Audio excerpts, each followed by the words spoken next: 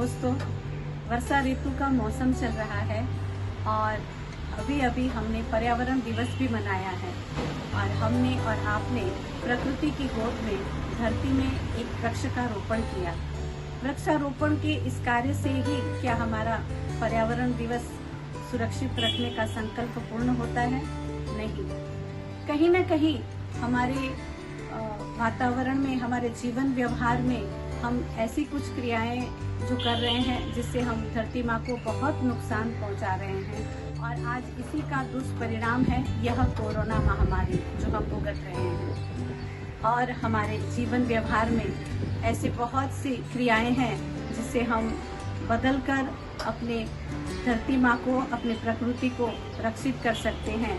जैसे हमारा शाकाहारी होना, हमारे खान पान में परिवर्तन लाना, हम बूंद बूंद जल जो है, हमारा जल का व्यर्थ ना बहने देना और वाटर हार्वेस्टिंग, अभी जो रेनी सीजन में हम पानी का जो संरक्षण करते हैं वो क्रिया अपनाना, ऐसी बहुत सी चीज़ें हैं। और उसके साथ साथ एक बात और है कि प्लास्टिक पॉलीथीन का दुरुपयोग करते हैं जो हम आज हमारे घर में इतनी प्लास्टिक आती है। स्वच्छ भारत का संदेश तो हम ले चुके हैं, हमारे माननीय मोदी जी ने ये संकल्प दिलवाया और हमने उसे अपनाया भी, लेकिन कहीं न कहीं अभी भी हम अपने घर में प्लास्टिक का उपयोग कर रहे हैं जिससे हमारे धरती माँ और हमारी, खासकर मैं कहना चाहूँगी हमारी गाय माता को हम इतना दुख दे रहे हैं कि मेरी रातों की नींद उड़ जाती है जब हम प्लास्टिक के इस व्यवहार से, बर्तन से उनको जो खाने के द्वारा उनके मुंह में जा रहा है, उसके पेट में जा रहा है। आप YouTube पर सर्च करेंगे तो भी आपको दिखेगा कि वो वीडियो 2 मिनट तक चलता है, फिर भी उसकी प्लास्टिक खत्म नहीं होती। डॉक्टर ऑपरेशन कर रहे हैं और प्लास्टिक निकालते ही जा रहे हैं और वो प्लास्टिक खत्म ही नहीं हो रही है उसके पेट से। तो ये प्लास्टिक कहाँ से आई? कहीं न कहीं हमारे ही व्यवहार के दुष्परिणाम से आज गौ माता ये दुख सहन कर रही है।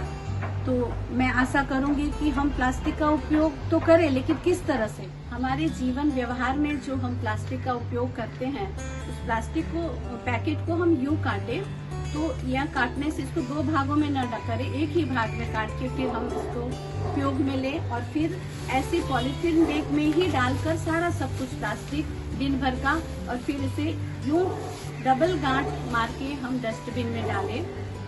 तो इस तरह से जो ये प्लास्टिक रिसाइकल में जाएगी उसे हम इकट्ठा डालेंगे और जो छोटे छोटे प्लास्टिक के टुकड़े होते हैं वो खास कर हम इसी बैग में डाल के ही डस्टबिन में डालें।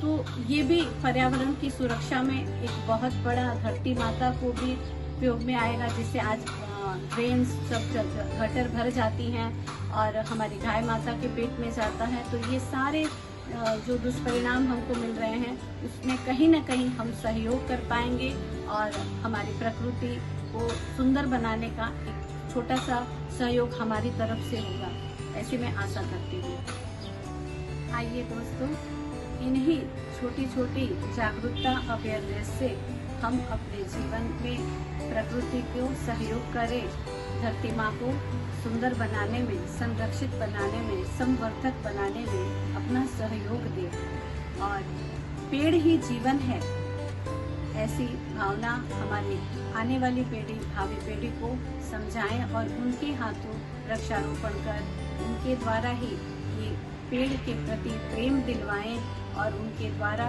यह जतन करने का संकल्प दिलवाएं। ऐसी हमारी शुभकामना के साथ वंदे मातरम।